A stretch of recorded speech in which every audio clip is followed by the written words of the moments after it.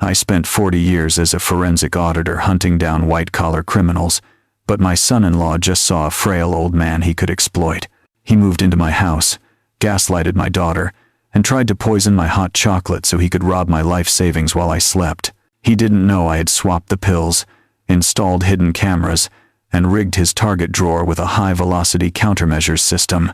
Instead of a helpless victim, he found a retired professional who had turned the guest room into a holding cell for the police. Before I show you the footage of him walking into the trap, let me know where you're watching from in the comments. And please subscribe if you love seeing a con artist get outsmarted. The celebration in question was my 68th birthday dinner at the Prime Rib in downtown Atlanta, a place where the lighting was dim and the menu prices were bright enough to cause palpitations. My daughter, Kendra, sat across from me looking radiant in a blue dress, but her eyes held a tightness I had learned to recognize over the years. Beside her sat Marcus, her husband of 3 years, wearing a suit that shimmered under the chandeliers and a watch that probably cost more than my first car. "So Isaiah," Marcus said, leaning back in the leather booth with a glass of $50 scotch in his hand, "have you given any more thought to selling that mausoleum of yours?" I carefully cut a piece of my steak, taking my time to chew and swallow before responding. "It is a Victorian home, Marcus, not a mausoleum. And no, I have not." Marcus chuckled, shaking his head as if he were dealing with a stubborn child. "Come on now, it is 4,000 square feet for one man. The upkeep alone must be killing your pension." I noticed Kendra shift uncomfortably in her seat. "Dad manages just fine," she said softly. "He loves that house." Marcus waved his hand dismissively, the ice in his glass clinking against the crystal. "Love does not pay the heating bills, babe. I am just saying, Isaiah, at your age you should be looking at assisted living facilities. Places where they cook for you and make sure you do not fall down the stairs. The market is hot right now. We could sell that place for a fortune, invest the cash for you, and put you somewhere safe." I wiped my mouth with the linen napkin. "I'm 68, Marcus, not 98. I still run 5 miles a week and I certainly know how to manage my own heating bills. But thank you for your concern." The waiter arrived to refill our water glasses, interrupting Marcus before he could retort. I watched my son-in-law closely. He was vibrating with a strange energy tonight. His leg was bouncing under the table, shaking the silverware slightly. He checked his phone every 3 minutes, flipping it over to glance at the screen before flipping it back. For a man who claimed to be closing million-dollar deals in cryptocurrency, he looked remarkably like a man waiting for a sentencing hearing. "You know," Marcus continued, ignoring the social cue to change the subject, "I have a buddy who runs a high-end senior community in Buckhead. Top-tier stuff. If we liquidate your assets now, we could get you the penthouse suite." Kendra laid a hand on his arm. "Honey, stop. It is Dad's birthday. Let's not talk about selling his home." Marcus pulled his arm away, masquerading the movement as reaching for his drink. "I am just looking out for the family legacy. We have to be practical about these things. Real estate values fluctuate. Better to cash out while the iron is hot." I took a sip of water. The irony was thick enough to cut with a steak knife. Marcus Thorne, a man who had never owned a piece of property in his life, lecturing me on real estate equity. He drove a leased BMW, wore leased suits, and lived in a rented condo in Midtown that cost 3 times what it should. He was all surface and no depth, a glossy brochure for a product that did not exist. "Let's order dessert," Kendra said, her voice a little too bright. "They have that chocolate torte you love, Dad." I smiled at her. "That sounds wonderful, sweetheart." We ate dessert in relative silence, though Marcus kept tapping his fingers on the table, a chaotic rhythm that grated on my nerves. When the waiter finally brought the check, Marcus snatched it up with a theatrical flourish. "This is on me," he announced, his voice booming. "Nothing but the best for the patriarch." He pulled a heavy black metal card from his wallet. It was one of those exclusive invitation-only credit cards that are supposed to signal unlimited wealth. He dropped it onto the tray without even glancing at the total. I watched the waiter walk away. I watched Marcus straighten his tie and smile, a smile that didn't reach his eyes. I watched the waiter stop at the terminal station near the kitchen. I watched him swipe the card. I watched him pause, frown, and swipe it again. Then I saw him pick up the phone. My stomach tightened, not because I was worried about the bill, but because I knew exactly what was happening. I had spent 40 years as a forensic auditor for major insurance firms. I knew the body language of financial failure better than I knew my own face in the mirror. The waiter returned, walking slowly. He leaned down to Marcus, keeping his voice low and discreet. "Sir, I am terribly sorry, but the card was declined." The air at the table vanished. Kendra gasped softly. Marcus turned a shade of red that clashed with the burgundy leather of the booth. "That is impossible," he snapped, his voice cracking. "Run it again. It is a limitless account." "I did, sir. Twice. The system is giving me a specific error code." Marcus stood up, knocking his napkin to the floor. "Your machine is broken, or maybe your internet is down. Do you know who I am? Do you know how much money moves through that account daily?" "Sit down, Marcus," I said, keeping my voice level. "People are staring."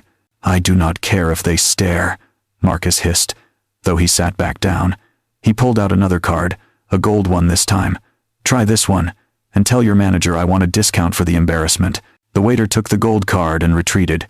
Marcus laughed nervously, looking at Kendra. "These banks," he said, "their fraud algorithms are too sensitive. I probably moved too much crypto this morning and it triggered a freeze. Happens all the time with high net worth individuals." Kendra nodded, looking relieved. "Oh, that makes sense. It must be annoying." I said nothing. I just watched the waiter. He swiped the gold card. He paused. He shook his head.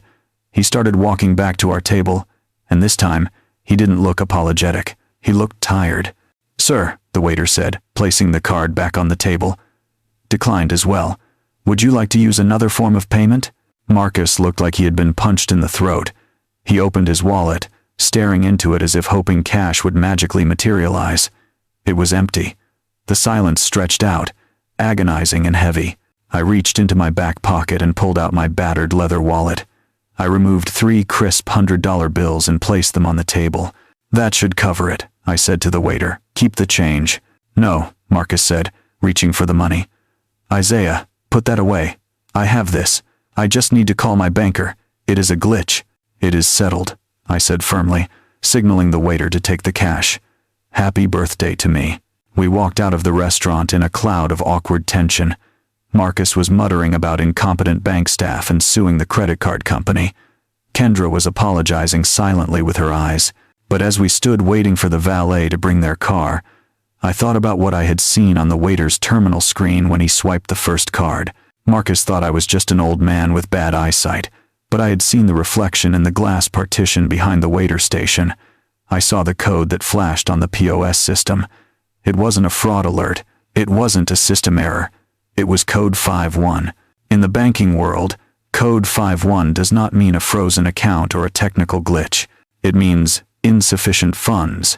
It means the account is not just empty, it is a dry well. Marcus Thorne, the man who wanted to sell my home and manage my assets, couldn't buy a steak dinner.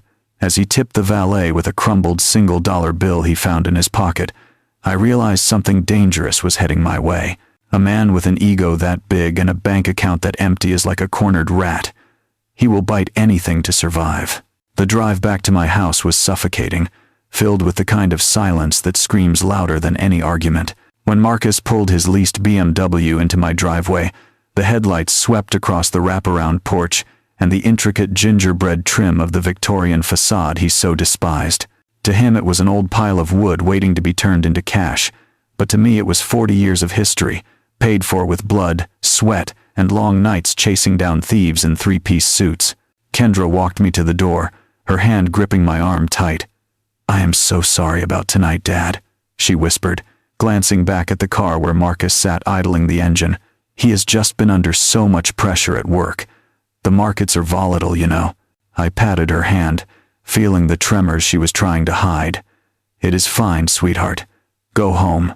Get some rest." I unlocked the heavy oak door and stepped inside, listening as she walked back to the car. But instead of locking the door and heading up to bed, I moved quickly through the foyer and into my study at the front of the house. I did not turn on the lights. I knew every floorboard in this house by heart, and I navigated the darkness with the ease of a man who had spent half his life working in the shadows. I moved to the bay window that overlooked the driveway and parted the velvet curtains just an inch. Outside, the scene unfolding was exactly what I expected, yet it still made my blood run cold. Kendra was in the passenger seat, staring straight ahead, but Marcus was not in the car. He was standing by the trunk, pacing back and forth in the pale glow of the street lamp.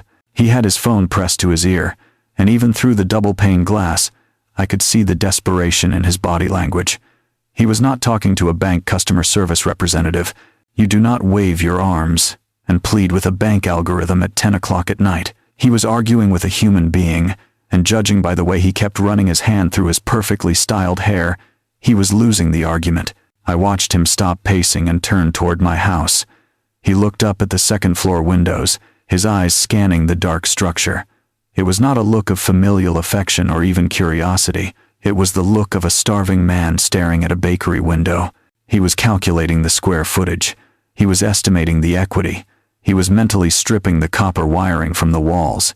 He kicked the tire of his BMW, a sudden violent motion that made Kendra jump in the passenger seat. Then he composed himself, buttoned his suit jacket, and got back into the car.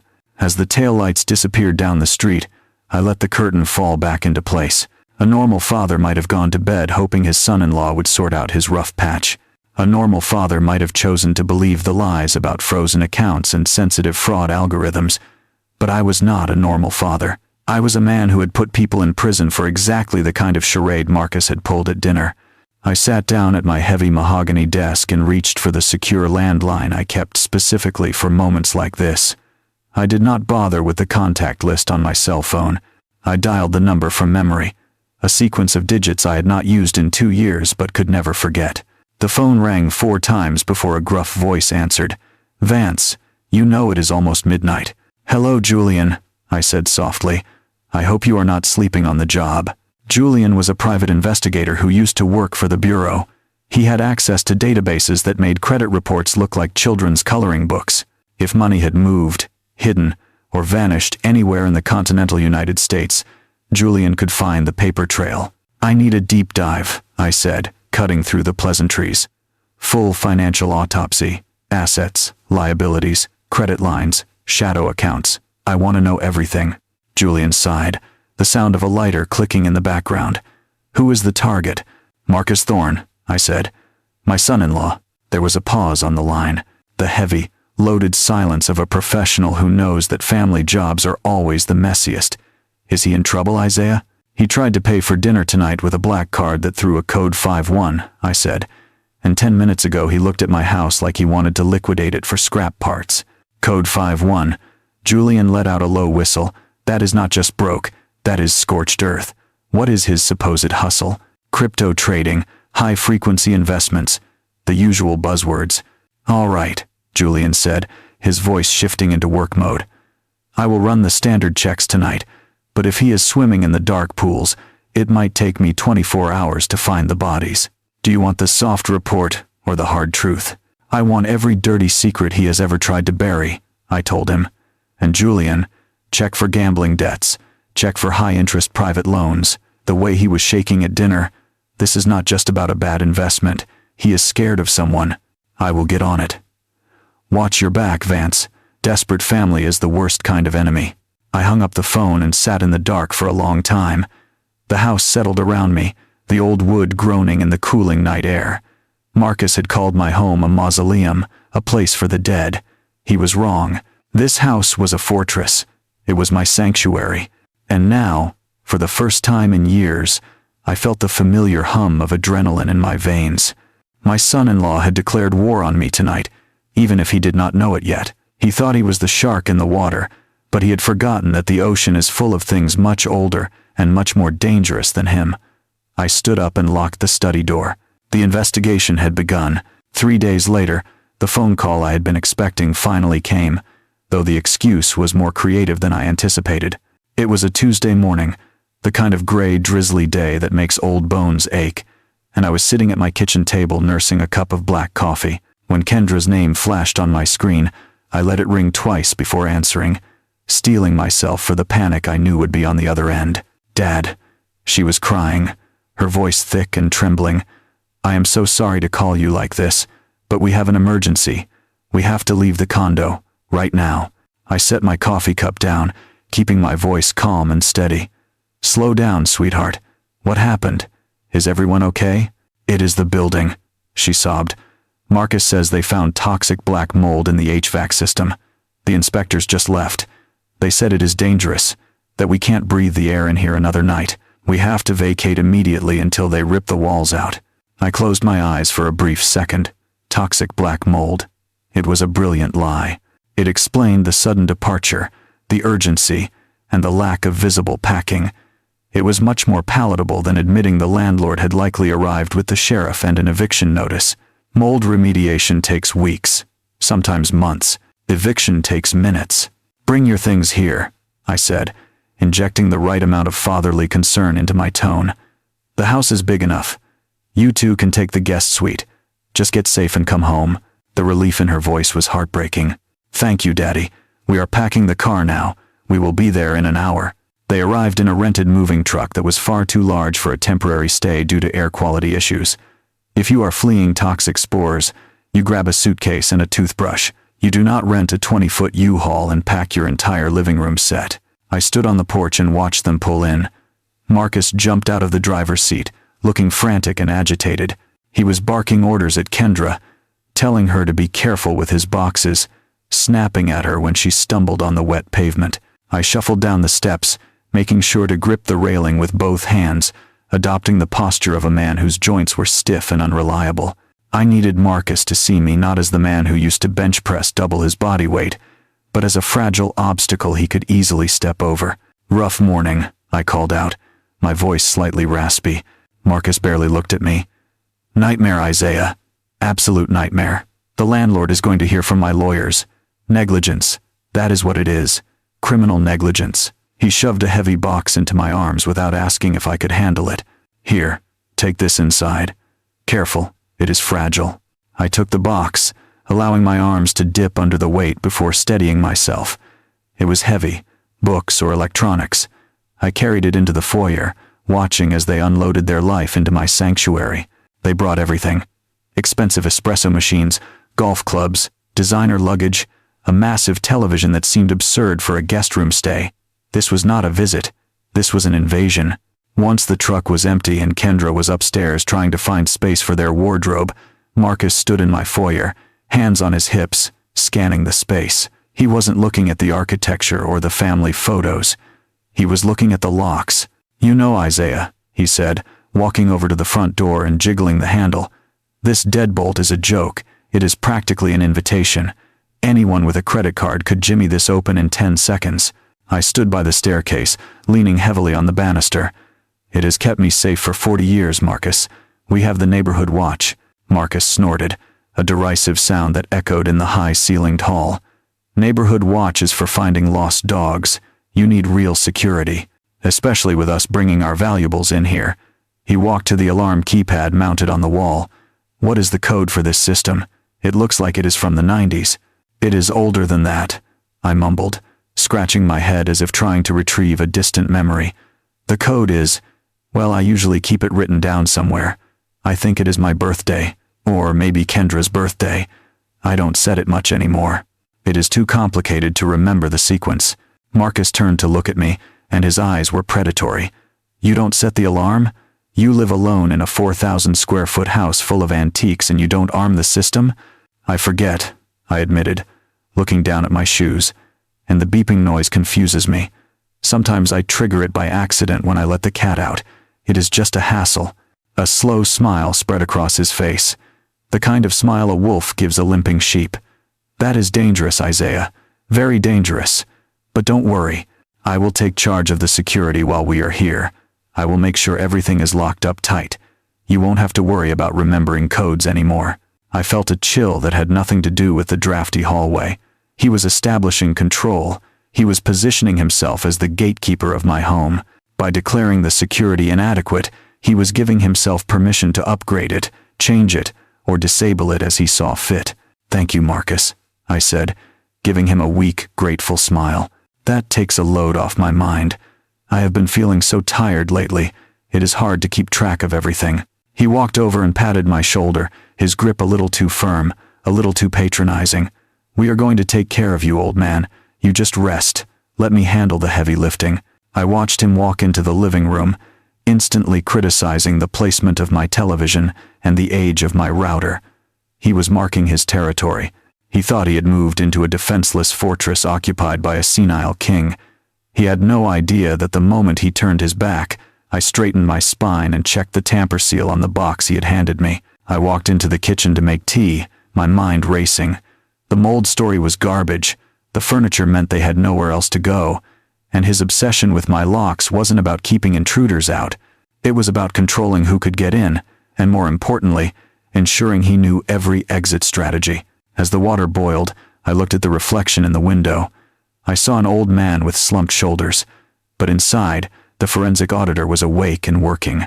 Marcus Thorne had just moved his crime scene into my house, and he had invited the investigator to watch from the front row. I poured the tea, my hand trembling just enough to sell the act, and prepared for the long game.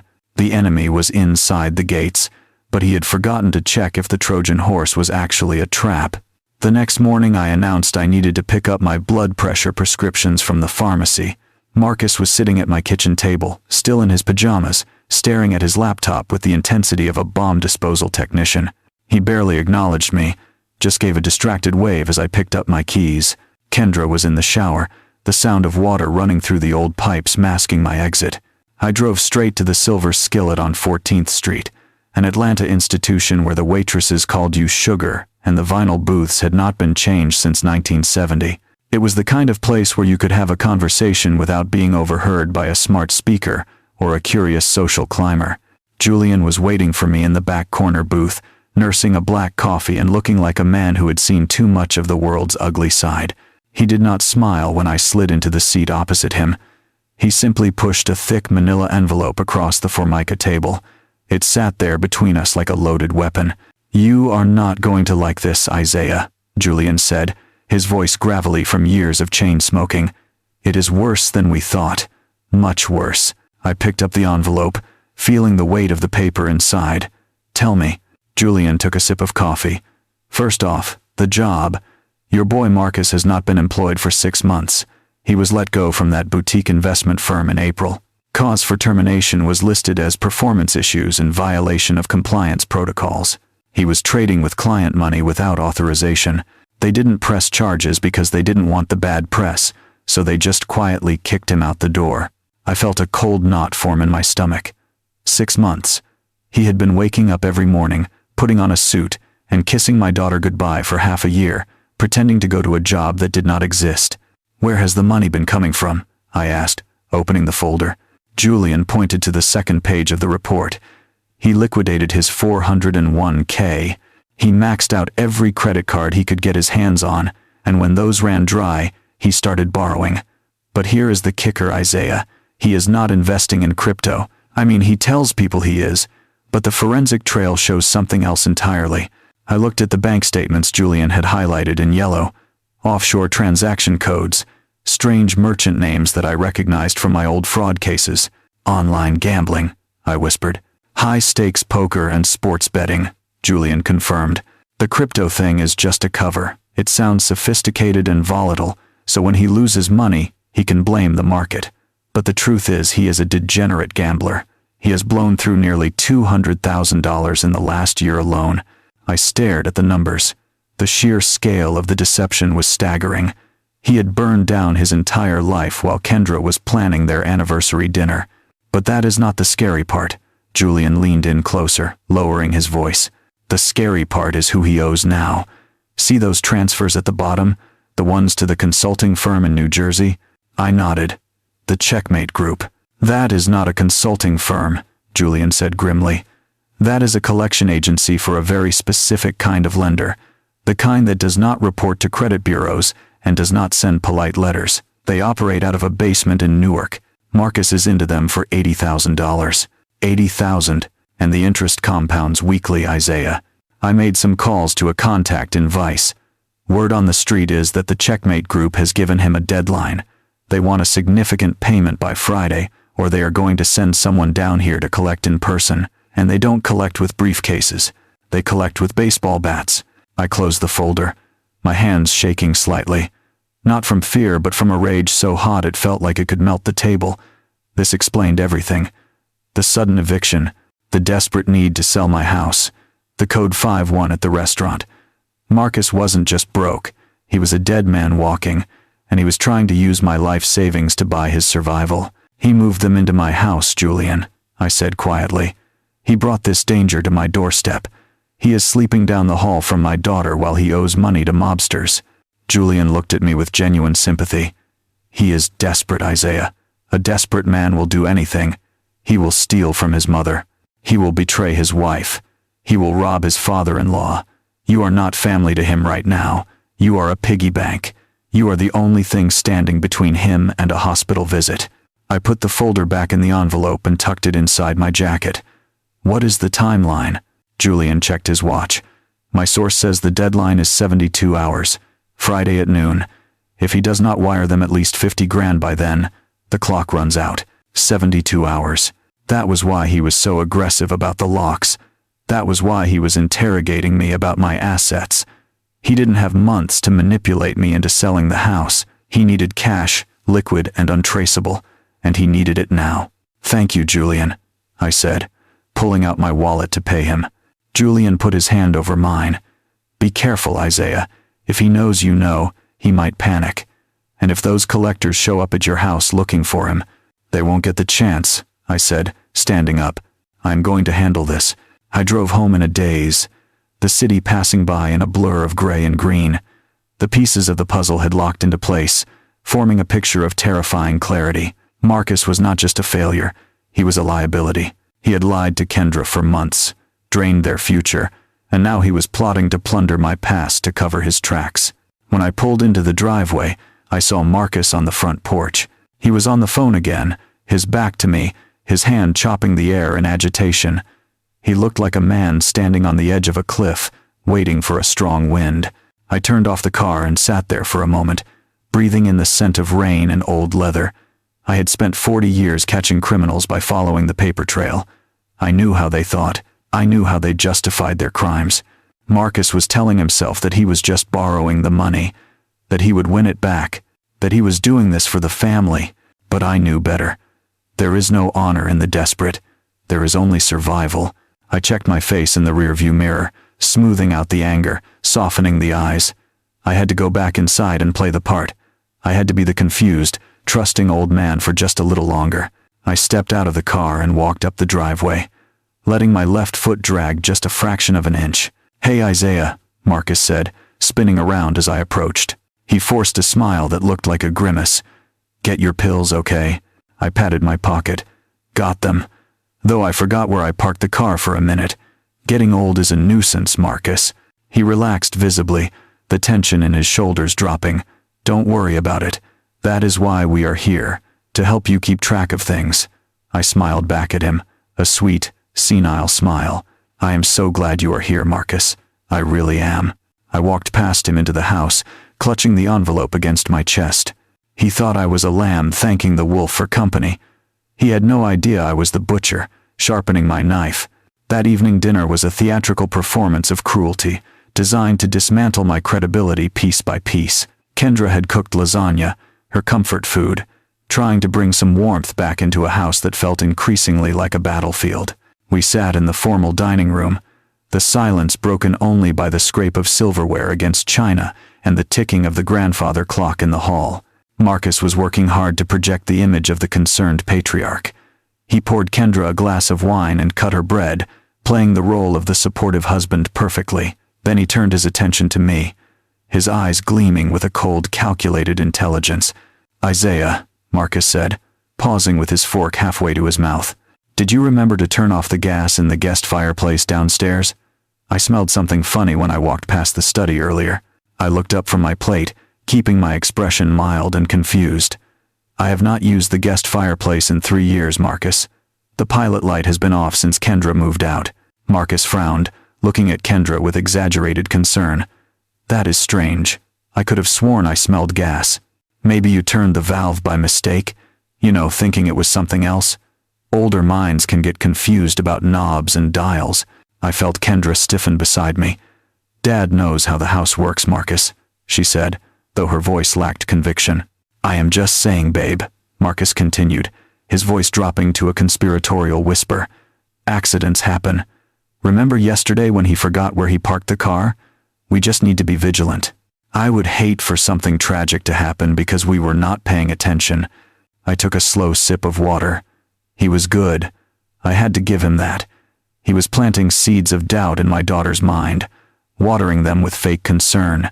He needed her to believe I was losing my faculties. That way, when he robbed me, he could claim I had simply misplaced the money or given it away in a fit of dementia. A few minutes later, I reached for the salt shaker that always sat to the right of my centerpiece. It was gone. I frowned, patting the tablecloth. "Looking for something?" Marcus asked, watching me closely. "The salt," I said. "It is always right here." Marcus shook his head sadly. "Isaiah, you put the salt in the refrigerator. I saw you do it when you were getting the butter." I blinked, feigning bewilderment. "I did? That does not sound like me." "I am afraid you did," Marcus said, standing up. "Let me get it for you." He walked into the kitchen and returned 10 seconds later holding the crystal salt shaker. It was cold to the touch. "See? Right next to the milk." I looked at the shaker, then at Kendra. Her face was pale, her eyes wide with worry. She was watching her father, the man who had taught her how to balance a checkbook and change a tire, apparently losing his grip on reality. "I am sorry," I mumbled, taking the shaker. "My mind must be wandering today." "It is okay, Dad," Kendra said, reaching out to squeeze my hand. "You have been under a lot of stress with us moving in." "It is more than stress, babe," Marcus said, sitting back down. "We need to be realistic. This is a pattern. The car, the gas, the salt. Small things now, but what about tomorrow? What if he forgets to lock the doors? What if he leaves the stove on?" I lowered my head, staring at my lasagna. I needed them to think I was broken, but it took every ounce of my willpower not to reach across the table and wipe that smug look off his face. I knew exactly how the salt had gotten into the refrigerator. Marcus had put it there while I was washing my hands before dinner. It was a classic gaslighting tactic. Make the victim question their own senses. Isolate them. Make them dependent on the abuser for reality. "You know," Marcus said, swirling his wine. "My friend holding the seminar on elder care mentioned something about power of attorney, just as a safety net." The room went deadly quiet. I saw Kendra flinch as if she had been slapped. "Power of attorney?" she asked, her voice trembling. "Marcus, Dad is fine. He just made a mistake with the salt." "It is not just the salt, Kendra," Marcus said, his voice hardening. "It is the finances too. I mean, look at this house. It is falling apart. He is sitting on a goldmine of equity, but he is living like a pauper. That is not rational behavior. Someone needs to step in and help him manage his assets before he loses everything." I gripped my napkin under the table until my knuckles turned white.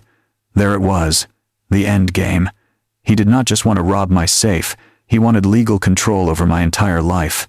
He wanted to sign my name, sell my house, and drain my accounts to pay off his gambling debts, all under the guise of protecting me. I decided to give him what he wanted. I let my shoulders slump. I let a tremor enter my hand as I lifted my water glass. "Maybe," I said, my voice cracking just enough. "Maybe Marcus is right, Kendra. I have been feeling so confused lately. The days seem to blur together. I just want everyone to be safe." Marcus looked at me, and for a split second, I saw the triumph in his eyes. He thought he had broken me. He thought the lion was toothless. "We can talk about the legal details later," Marcus said, his tone magnanimous now that he felt he had won. "For now, let's just focus on keeping you comfortable, Isaiah. I will take care of the heavy lifting. I will make sure the bills are paid and the house is secure.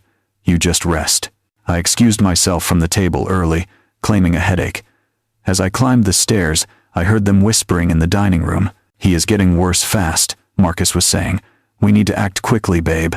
For his own good." "I did not want to see a lawyer, Marcus," Kendra whispered back, crying. "It feels like we are taking his life away." "We are saving his life," Marcus lied smoothly. "Trust me."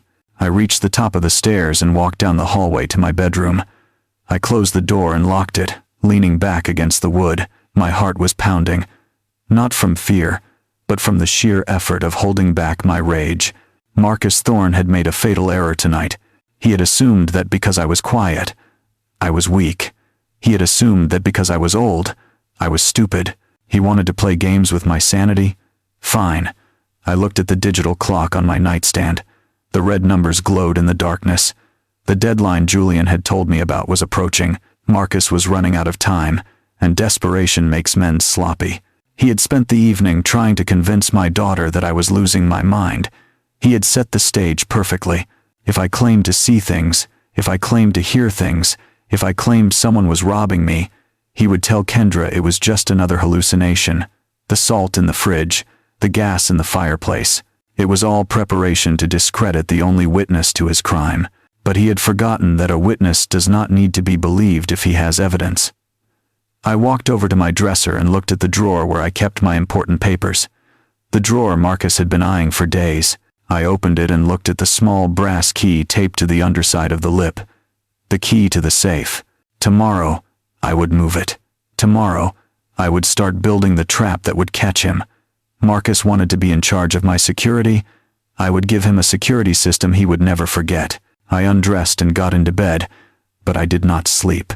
I lay in the darkness, listening to the house settle, listening to the murmur of voices downstairs. I was not the prey in this house. I was the spider, and Marcus had just walked into the center of the web. He thought he was gaslighting a confused old man. He was about to find out that he was trying to burn down a house made of asbestos. Let him think he had won the battle of the dinner table. The war was just beginning, and I had 40 years of ammunition waiting in the wings. Sleep was impossible. I lay in bed staring at the ceiling, watching the shadows from the oak tree outside dance across the plaster. The digital clock on my nightstand read 2:14 in the morning, but my mind was running sprints. Every creak of the old house sounded like an alarm. Every rustle of the wind sounded like a threat. I had spent 40 years tuning my ears to the frequency of deception, and tonight the airwaves were full of static. I knew Marcus was desperate. I knew the checkmate group was closing in, but knowing the facts and feeling the danger sleeping down the hall were two very different things. Then I heard it. A soft thud from downstairs. It was not the house settling. I knew the difference between thermal expansion and the weight of a human foot. Someone was in the living room. I sat up slowly, moving inch by inch to keep the mattress springs silent. I swung my legs over the side of the bed, my bare feet finding the cold hardwood floor. I did not reach for my robe. I did not turn on the lamp. I was a ghost in my own home, moving with a fluidity that belied the shuffling performance I had put on at dinner. I crept to the bedroom door, which I had left cracked open a fraction of an inch. I listened. The sound of pacing, back and forth, heavy steps trying to be light, the frantic rhythm of a caged animal. Then a voice, low and angry, drifted up the stairwell. "No, you listen to me. I am not asking for more time. I am telling you the liquid is coming." I grabbed my phone from the nightstand, my thumb hovering over the voice memo app. I slipped into the hallway, sticking close to the wall where the floorboards were reinforced and silent. I made my way to the top of the landing, crouching down in the shadows just out of sight of the foyer below. Marcus was walking circles in my living room. The moonlight from the bay window caught his silhouette. He was holding his phone with a white-knuckled grip, his other hand raking through his hair. "Friday, noon. I know the deadline," he hissed into the phone. "Stop threatening me. You think I don't know who I am dealing with?" I pressed the red record button on my screen. The timer started counting up. 1 second, 2 seconds. Evidence. "He is totally out of it," Marcus continued, his voice dripping with contempt. "You should have seen him at dinner. The guy is losing his marbles." I moved the salt shaker 3 inches and he almost cried. "He is soft. He is weak. He is ripe for the picking." I felt a surge of heat in my chest, but I forced my breathing to remain shallow and silent. Let him talk. Let him dig the hole deep enough to bury himself. "The safe is in his bedroom closet," Marcus said, stopping to look up toward the ceiling. I could almost feel his eyes boring through the floorboards. "He keeps everything in there. Cash, gold coins, the deed to the house probably. It is an old manual lock. I just need the key, and I know exactly where he hides it." He paused, listening to the person on the other end. "No, he won't wake up. I am going to make sure of that. I will crush some pills into his drink tomorrow night. He will be out cold for 12 hours. My hand tightened around the phone. He was planning to drug me. This had crossed the line from theft to assault. The voice on the other end must have asked a question about what would happen if the drugs failed, because Marcus laughed. It was a cold, ugly sound that had no humor in it. "If he wakes up?" Marcus asked, his voice dropping an octave. "If he wakes up, that is his problem." I have the Sig Sauer in my glove box. My blood ran cold. A gun. He had brought a gun into my house, into the home where his wife slept. I am not going to shoot him unless I have to, Marcus said, pacing again.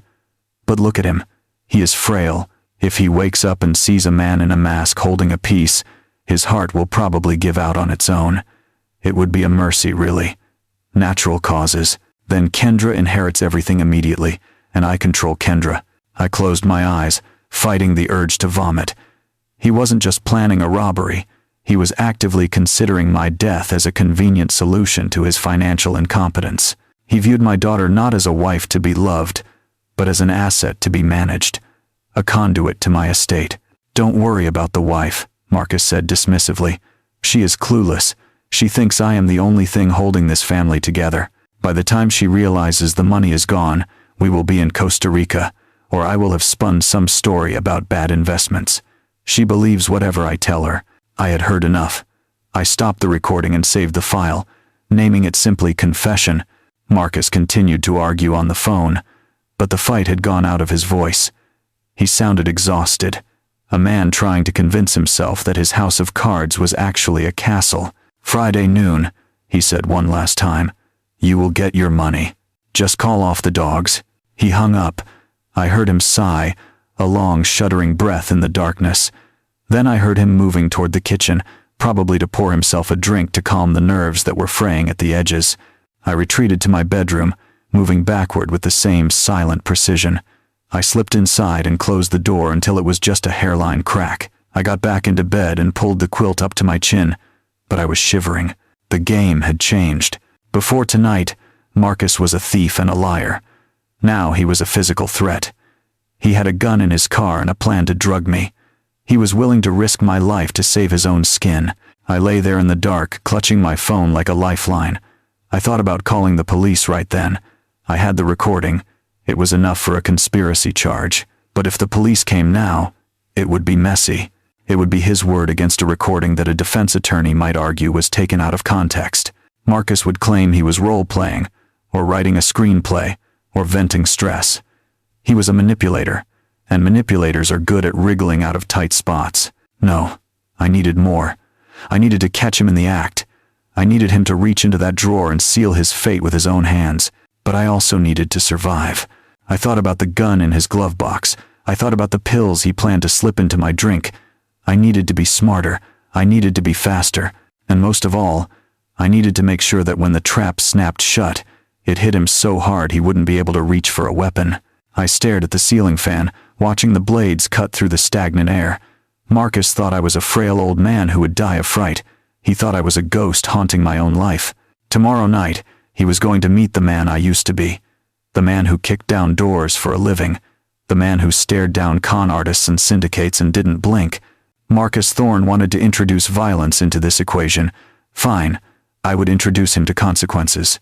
I closed my eyes, but I didn't sleep. I spent the rest of the night redesigning the trap in my head. Glitter was good. Glitter was humiliating. But for a man with a gun, I needed something more. I needed a distraction so overwhelming that he would forget he even owned a weapon. The sun began to creep through the curtains, painting the room in shades of gray and blue. I heard the birds start their morning chorus, oblivious to the predator sleeping in the guest room. I sat up and swung my legs out of bed. It was time to go to the hardware store. It was time to go to war. I told them I was going to the pharmacy to pick up the very sleeping pills Marcus was hoping to exploit. It was a lie that served two purposes. It gave me a legitimate reason to leave the house for an hour, and it reinforced the narrative that I was a tired old man seeking chemical oblivion. Marcus practically pushed me out the door, his helpfulness masking his eagerness to have the house to himself for his final preparations. I drove to a large hardware store on the outskirts of town, avoiding the local shop where I was a regular. I needed anonymity. I pushed my cart through the aisles with the focused intensity of a man building a bomb, though my materials were perfectly legal. First, I found the personal security aisle. I picked up a personal safety alarm, a small black device designed for joggers and hikers to scare off attackers. The packaging boasted a 130 decibel siren, a sound equivalent to a military jet taking off from an aircraft carrier. It was piercing, disorienting, and exactly what I needed to paralyze a man who might be reaching for a weapon. Next came the delivery system. I moved to the party supply section, a strange detour for a man with a grim face. I found a spring-loaded confetti cannon, the kind used for gender reveals. It was simple, mechanical, and reliable. I also grabbed a canister of compressed air, usually used for cleaning computer keyboards, to add force to the expulsion. Finally, the payload. I did not want standard craft glitter. That was too large, too easy to brush off. I went to the paint additives section and found a jar of ultrafine metallic flake, used to give automotive paint that shimmering, deep finish. It was microscopic, clinging to skin and fabric like a virus. Once this stuff touched you, it entered your pores. It wove itself into the fibers of your clothes. You could scrub for a week and still sparkle under interrogation lights. I bought 3 jars, silver, gold, and a bright, damning red. My last stop was an electronics store in the strip mall next door. I needed eyes on the target. I purchased a high-definition nanny cam disguised as a USB phone charger. It had night vision, motion activation, and a microphone sensitive enough to pick up a whisper. I also bought a backup audio recorder, small and magnetic, just in case. Back home, the house was empty. A note on the counter said they had gone for a walk in the park. Perfect. I had 45 minutes. I went straight to my bedroom and locked the door. I sat at my desk and began the assembly. I stripped the confetti cannon of its harmless blue paper circles and filled the chamber with the automotive metal flake. I mixed the colors, creating a dense, heavy powder that looked almost like gunmetal in the dim light. Rigging the trigger required surgical precision. I used fishing line, thin and translucent. I tied one end to the pin of the 130 decibel siren and the other to the back of the drawer frame. Then I positioned the glitter cannon. I angled it upward at 45 degrees, aiming exactly where a person's face would be if they were looking into the drawer. The mechanism was simple physics. When the drawer was pulled open past the 3-inch mark, the fishing line would go taut. It would pull the pin on the siren, triggering the deafening scream. Simultaneously, a secondary line would trip the spring on the cannon, firing the compressed cloud of metallic dust directly outward. It was not just a prank. It was a tactical assault on the senses. The sound would induce immediate panic and auditory exclusion. The glitter cloud would blind the target temporarily and mark them permanently. If Marcus had a gun in his hand, the shock would likely make him drop it, or at least hesitate long enough for me to react. I secured everything with industrial-strength Velcro tape, ensuring nothing would rattle or shift if the dresser was bumped. I tested the tension on the fishing line 3 times, measuring the distance with a ruler. 3 inches of safety. The 4th inch was the detonation zone. Once the trap was set, I turned my attention to the surveillance. I plugged the USB charger camera into the wall outlet facing the dresser. It looked completely innocuous, just a standard white cube with a charging cable dangling from it. I synced it to my phone and checked the feed. The angle was perfect. It captured the dresser, the door, and the center of the room in crisp 4K resolution. I hid the backup audio recorder behind the headboard of my bed, clicking it on. Double redundancy. In my line of work, if you did not have a backup, you did not have a case.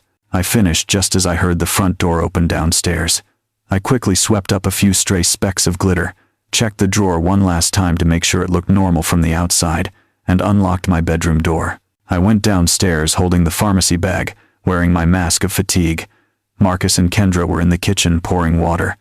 They looked like a happy couple, flushed from their walk. It made my heart ache to look at my daughter, smiling at a man who was planning to destroy her father. "Did you get your medicine, Dad?" Kendra asked, wiping sweat from her forehead.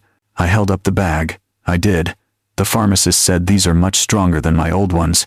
He warned me that once I take one, I will be out for at least 10 hours. A coma in a bottle, he called it." I saw Marcus's eyes light up. It was a subtle reaction, a slight dilation of the pupils, a relaxing of the jaw.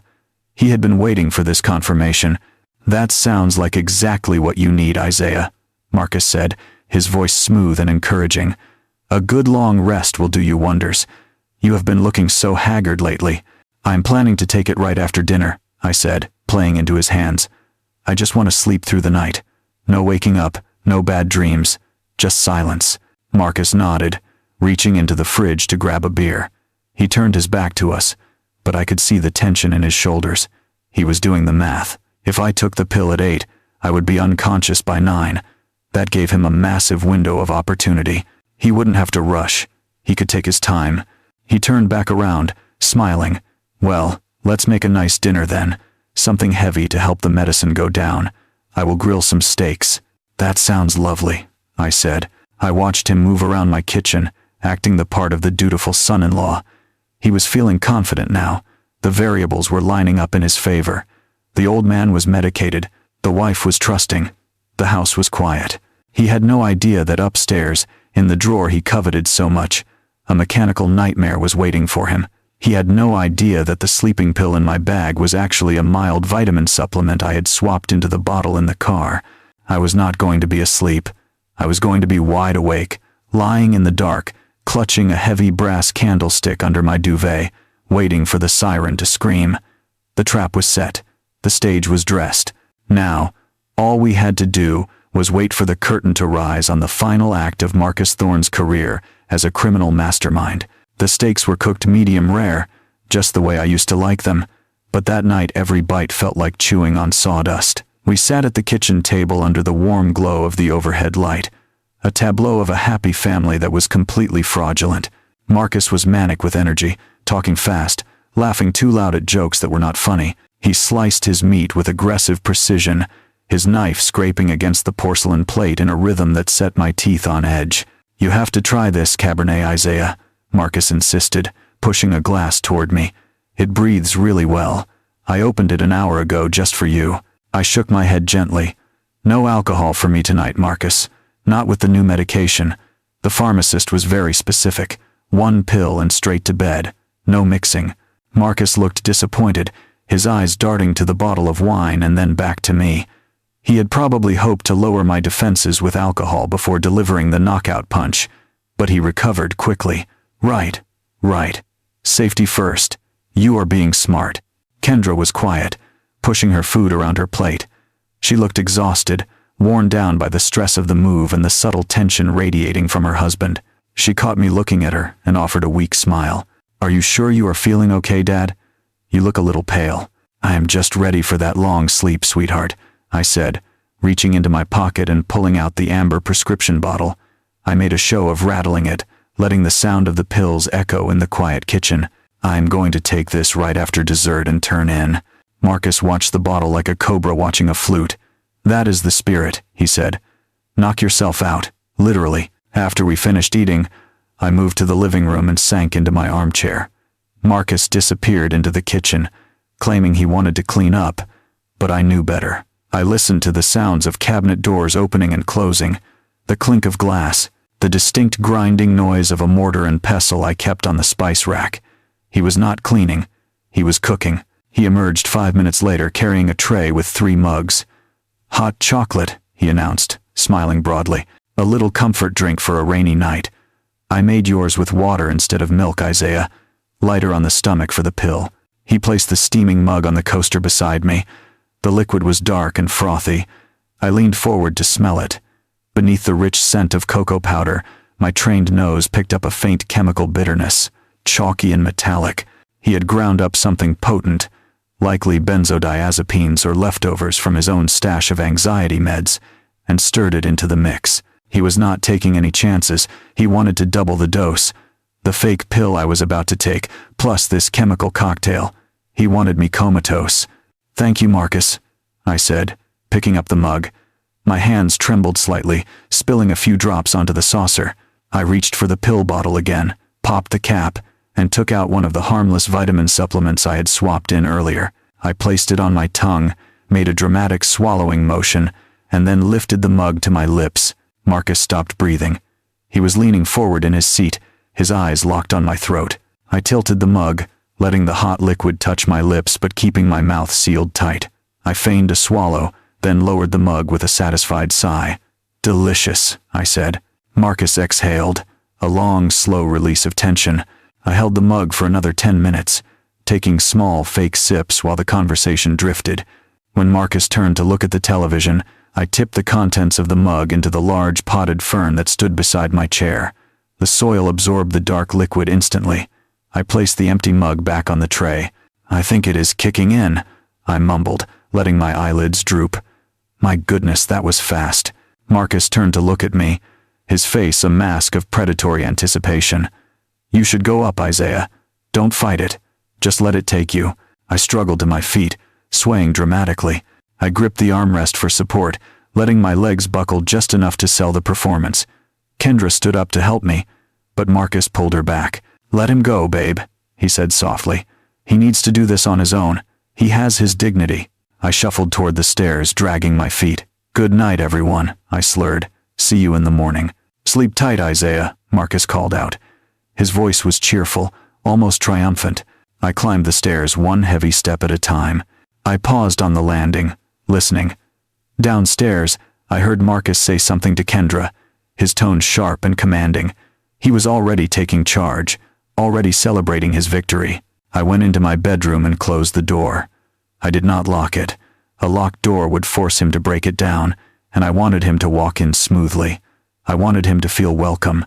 I turned off the main light but left the hallway lamp on, casting a sliver of illumination through the crack in the door. Then I moved quickly.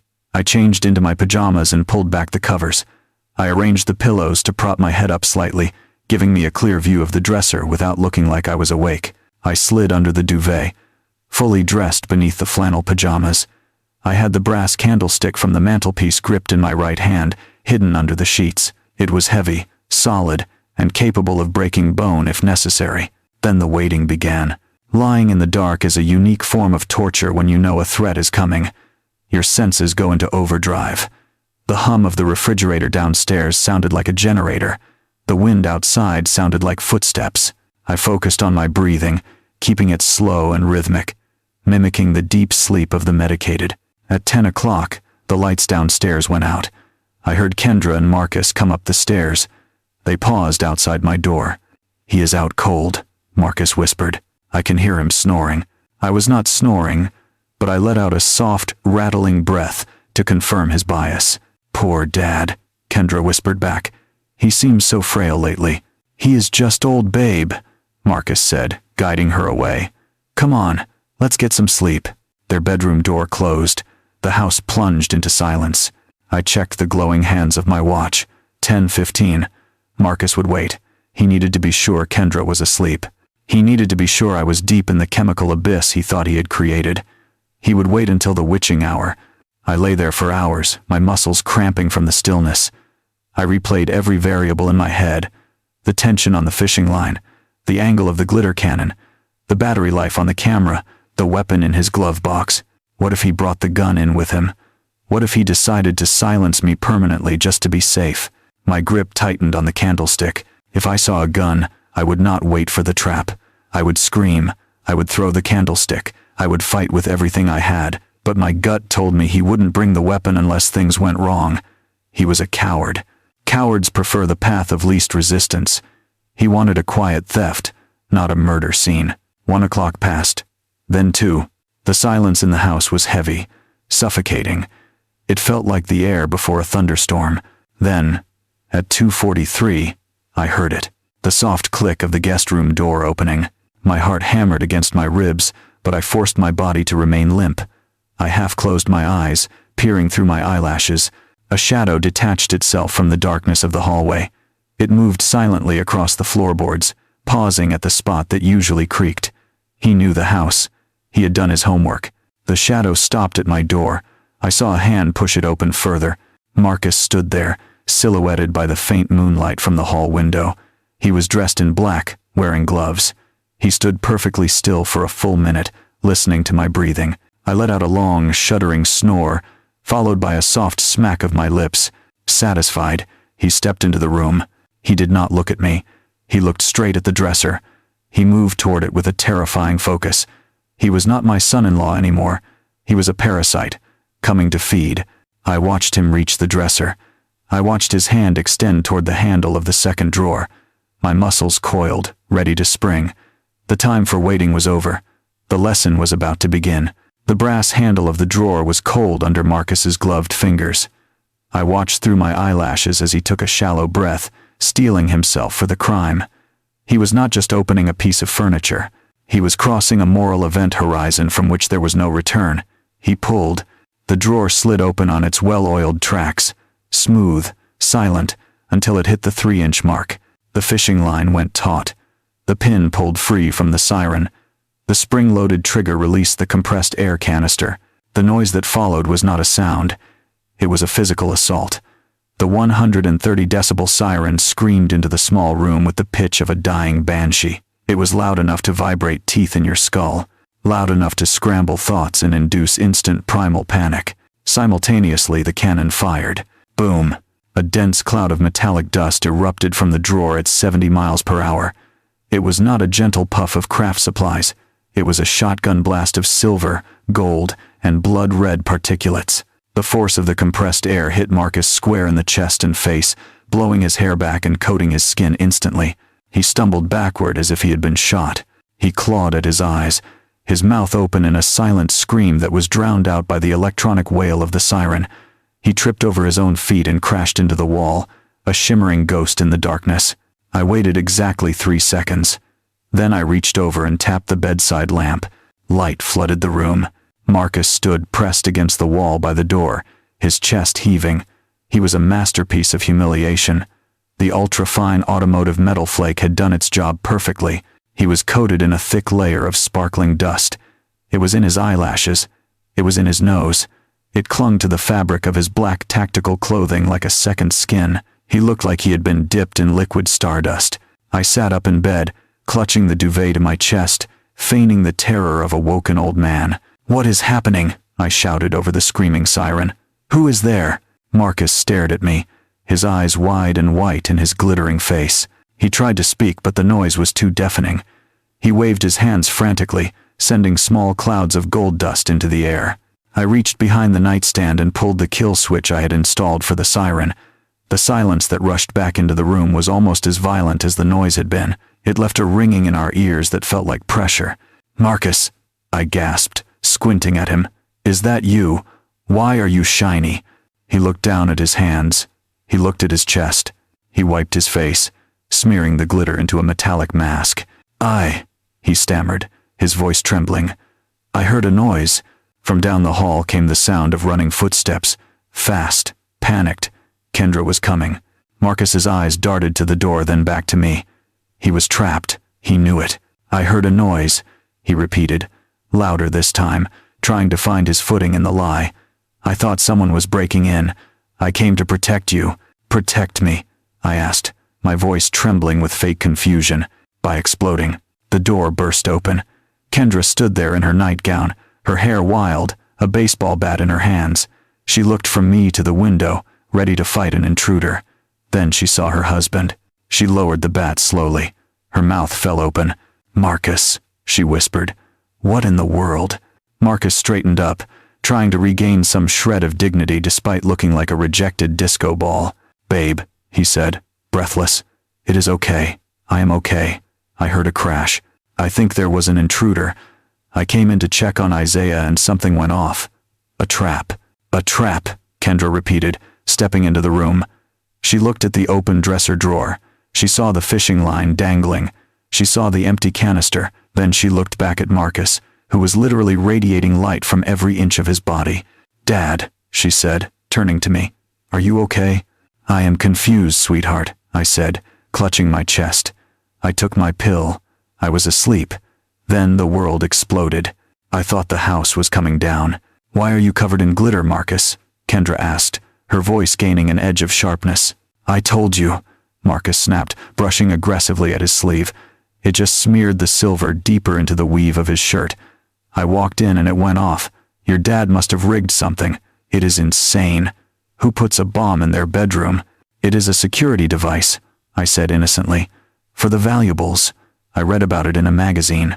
It is only supposed to go off if someone opens the drawer where the safe key is."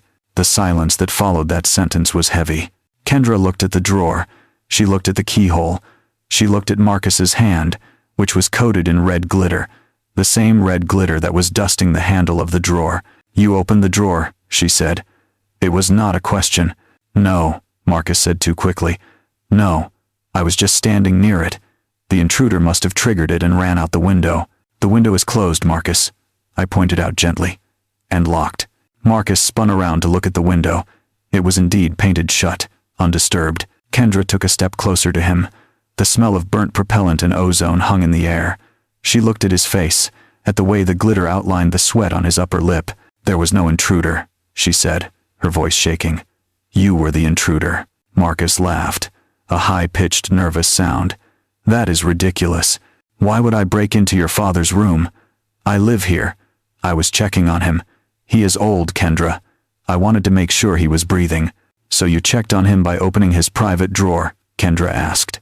The drawer where he keeps his financial documents. The drawer where he keeps the safe key. I was looking for a thermometer, Marcus lied. He felt feverish. I thought you said you heard a noise, I interjected. Which is it, Marcus? Did you hear a noise or did you think I had a fever? Marcus glared at me. If looks could kill, I would have been dead before I hit the pillows. But he couldn't touch me. Not with his wife standing there holding a baseball bat. You are confusing me, Marcus spat. I am in shock. A bomb just went off in my face. It was confetti, I corrected. And it only goes off if you pull the handle 3 inches. I measured it. Kendra looked at me, and I saw the realization hitting her like a physical blow. The pieces were falling into place. The questions about the locks, the obsession with my finances, the sudden eviction, and now, her husband standing in my bedroom at 3 a.m, caught in a trap designed for a thief. She looked at Marcus with a mixture of horror and heartbreak. You were robbing him, she whispered. No, Marcus shouted. You are crazy. Both of you are crazy. I am the victim here. I have been assaulted. You are wearing gloves, Kendra said. Marcus froze. He looked down at his hands. He was indeed wearing black tactical gloves. Why are you wearing gloves to check a fever, Marcus? She asked, tears welling up in her eyes. Why are you wearing gloves to investigate a noise in your pajamas? I have poor circulation, Marcus stammered. His lies were crumbling, turning to dust just like the glitter falling from his hair. Kendra shook her head slowly. You are lying. You have been lying about everything. Marcus's face hardened. The panic was replaced by a cold, desperate anger. He realized the nice guy act wasn't working. He realized he couldn't charm his way out of being coated in forensic evidence. Fine, he said, his voice dropping to a menacing growl. You want the truth. The truth is your father is unfit. Look at this. He rigs explosives in his bedroom. He is dangerous, Kendra. I was trying to find his papers so we could get him help. I was trying to protect you from a senile old man who was going to burn this house down. I sat up straighter in bed, dropping the confused act entirely. I looked Marcus dead in the eye. I am not senile, Marcus, I said, my voice steady and cold, and I am not the one who owes $80,000 to the Checkmate Group in Newark. Marcus went pale beneath the glitter. His mouth opened, but no sound came out. Kendra looked at me. What did you say, Dad? I reached for my phone on the nightstand. I think it is time we stopped pretending, I said. Marcus isn't here to protect us, Kendra. He is here because he has 48 hours to pay a gambling debt or he loses his kneecaps, and he decided my life savings were his piggy bank. Lies, Marcus screamed, lunging toward the bed. Kendra stepped in front of him, raising the bat. Back off, she yelled. Do not touch him. Marcus stopped, breathing hard. His eyes were wild. He looked at the bat, then at me, then at the door. He was calculating his odds. He was wondering if he could still take control of the situation, but he had forgotten about the camera. Smile, Marcus, I said, pointing to the USB charger in the wall. You are on candid camera, and the police are already on their way. The camera lead pulsating with a steady red rhythm was the only thing moving in the room for a long, breathless moment. Marcus stared at the tiny device plugged into the wall outlet, his brain struggling to comprehend that his anonymous charger was actually a witness. The arrogance that had defined him for months, the swagger of the Wall Street shark in a pond of minnows, evaporated instantly. In its place was the raw, naked fear of a man realizing the net had been closing around him while he was busy admiring his own reflection. You bluffed, Marcus whispered, though his voice lacked any conviction. You are bluffing. That is just a charger. I tapped the screen of my phone. A live feed of the room appeared. It showed Marcus in high-definition night vision, coated in glitter, looking like a cornered animal. I don't bluff, Marcus, I said, swinging my legs over the side of the bed and standing up. My knees did not shake, My back did not hunch. I stood at my full height, 6 feet of anger and discipline. I spent 40 years building cases against men smarter than you, men who knew how to cover their tracks. You left footprints in the snow and thought no one would notice because you were wearing expensive shoes. Kendra watched me, her eyes wide. She was seeing a version of her father she had not seen since her childhood, the man who used to come home late with files under his arm and a steely look in his eye. "Dad," she asked, her voice trembling. "You knew?" "I knew everything, sweetheart," I said softly, never taking my eyes off Marcus. I walked over to the nightstand and picked up the recording device I had retrieved earlier. "But you need to hear this. You need to hear how your husband talks about you when he thinks no one is listening." "No," Marcus shouted, taking a step forward. "Don't you dare play that." Kendra raised the bat again, pointing it directly at his chest. "Let him play it, Marcus. If you take one more step, I will swing this, and I promise you I will not miss." Marcus froze. He looked at the bat, then at his wife's face. He saw something there that terrified him more than the police. He saw the death of love.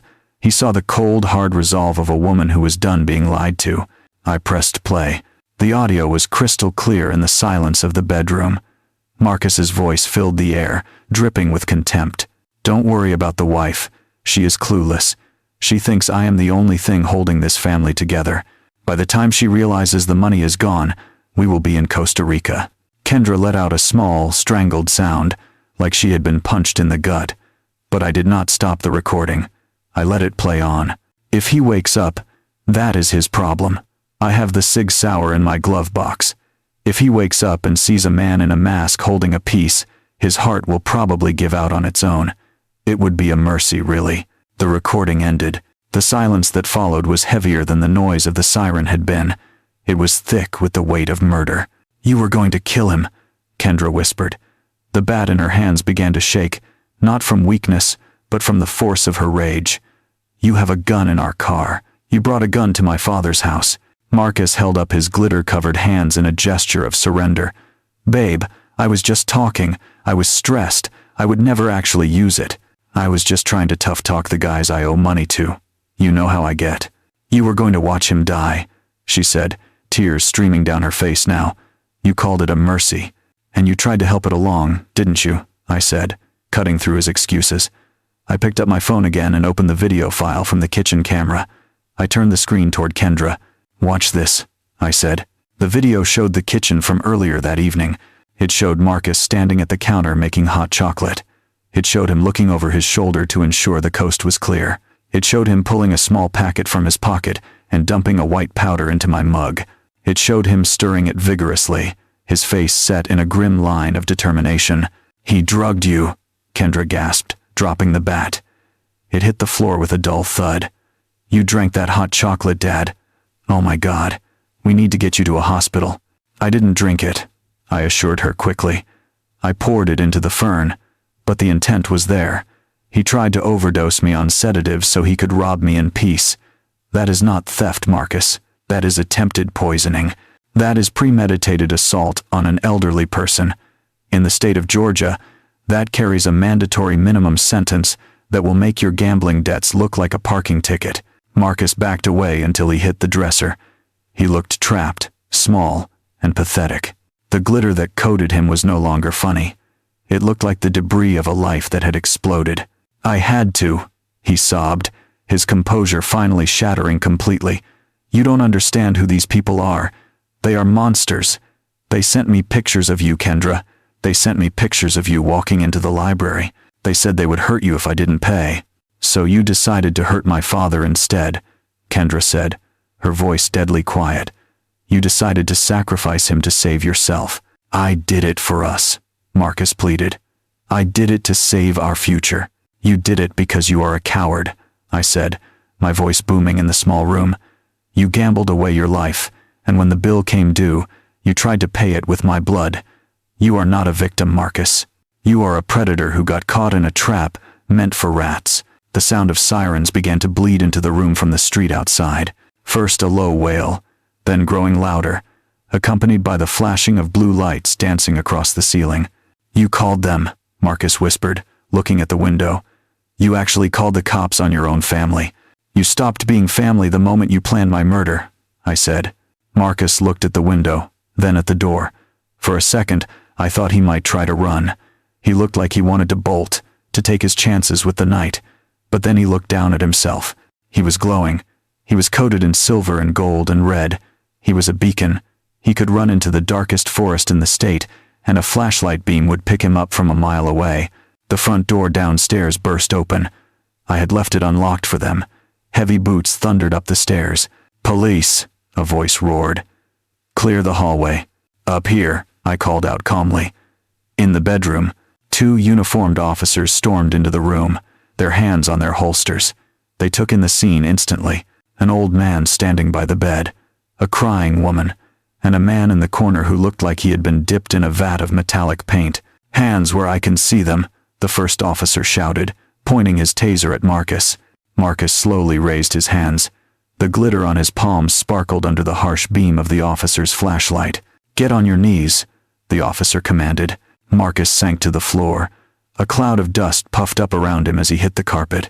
He looked at Kendra one last time, his eyes begging for some kind of intervention, some kind of mercy. Kendra turned her back on him. She walked over to me and buried her face in my shoulder. She did not say a word. She just held on to me as the officers moved in, cuffing Marcus's hands behind his back. "You have the right to remain silent," the officer recited, pulling Marcus to his feet. I watched them drag him out of the room. He left a trail of glitter on the carpet, a shimmering path of evidence that led straight to the back of a squad car. As they hauled him down the stairs, I heard him start to cry, a high-pitched sound of utter defeat. One of the officers stayed behind to take our statements. He looked at the confetti cannon rigged to the drawer, then at the camera, then at me. "You did all this, sir?" he asked, a hint of admiration in his voice. I nodded. "I spent 40 years catching bad guys, officer. I was not about to let one sleep in my guest room without insurance." The officer chuckled, closing his notebook. "Remind me never to break into your house, sir." After the police left, the house felt strangely empty. The silence was back, but the threat was gone. Kendra and I sat on the edge of my bed, surrounded by the remnants of the trap. The air still smelled of propellant and fear. "I am so sorry, Dad," Kendra whispered, wiping her eyes. "I brought him here. I brought this into your life." I put my arm around her. "You brought yourself home safe, sweetheart. That is all that matters. Houses can be cleaned, money can be saved. But you are safe, and he can never hurt you again." I looked at the open drawer where the cannon had been. The fishing line hung limp. The trap had sprung. It had worked perfectly. But as I held my daughter while she cried for the marriage she had lost, I knew the real cleanup was just beginning. The glitter would eventually wash off the walls, but the betrayal would leave a stain that would take much longer to fade. I stood on the front porch with my arm around my daughter and watched the police cruiser disappear around the curve of the old oak trees. The blue lights reflected off the wet pavement, pulsing in the darkness like a fading heartbeat. In the back seat of that car sat a man who had glitter in his hair and ruin in his future. Marcus Thorne had wanted to leave my house a millionaire. Instead, he was leaving it as a felon, marked by the very trap he had walked into with his eyes wide open. The neighbors were watching from behind their curtains. In a neighborhood like this, a police raid at 3 a.m. was scandal enough to fuel gossip for a decade. But I did not care. Let them talk. They saw a tragedy. I saw a victory. I saw a cancer being cut out of my family before it could become fatal. "Come inside, sweetheart," I said gently, guiding Kendra back through the open door. "It is over. He is gone." The house was quiet, but it was a different kind of quiet now. It was no longer the heavy, suffocating silence of secrets and lies. It was the clean silence of a storm that has passed. We walked up the stairs to my bedroom. The air still smelled faintly of the compressed air propellant, a sharp metallic scent that hung in the drapes. We spent the next hour cleaning. It was a strange, somber ritual. Kendra fetched the vacuum cleaner while I swept up the piles of silver and gold dust. The glitter had gone everywhere. It was in the cracks of the floorboards. It was under the bed. It was dusting the tops of my picture frames. "He is never going to get this off him," Kendra said, her voice hollow as she watched the vacuum suck up the shimmering debris. "No," I said, "he won't, and neither will we, not really." That was the truth of it. The glitter was a perfect metaphor for the betrayal. We could scrub and we could vacuum, but for years to come, we would still find specks of it in unexpected places. A flash of gold in a corner, a glimmer of silver on a jacket, reminders that we had let a thief into our sanctuary. The next few months were a blur of legal motions and quiet healing. The Checkmate Group, upon learning that their debtor was in police custody and facing serious time for elder abuse and attempted poisoning, vanished into the shadows. Rats do not like the light of a criminal investigation. Marcus was left alone to face the consequences of his choices. He took a plea deal to avoid the maximum sentence, trading years of his life for the mercy of a silent cell. Kendra did not visit him, not once. She filed for divorce 3 days after the arrest, signing the papers at my kitchen table with a hand that did not shake. One rainy Tuesday afternoon, I found her in my study. She was sitting at my desk, surrounded by the old ledgers and files I had kept for decades. She was reading a book on forensic accounting, her brow furrowed in concentration. "What are you doing in here?" I asked, leaning against the door frame. She looked up, and I saw a new steel in her eyes. It was the same look I used to see in the mirror 30 years ago. "I am learning," she said. "I am learning how to read the numbers. I am learning how to spot the gaps. I never want to be blind again, Dad. I never want to look at a bank statement and not know what it means." I smiled, feeling a warmth spread through my chest that had nothing to do with the heating system. "Move over," I said, pulling up a chair beside her. "If you are going to learn, you should learn from the best. Start with the cash flow. That is where the secrets always hide." We spent the spring working together. I taught her everything I knew. I taught her how to spot a shell company. I taught her how to recognize the telltale signs of skimming. I taught her that trust is good, but verification is better. Kendra absorbed it all with a hunger that made me proud. She was no longer the victim. She was becoming the guardian.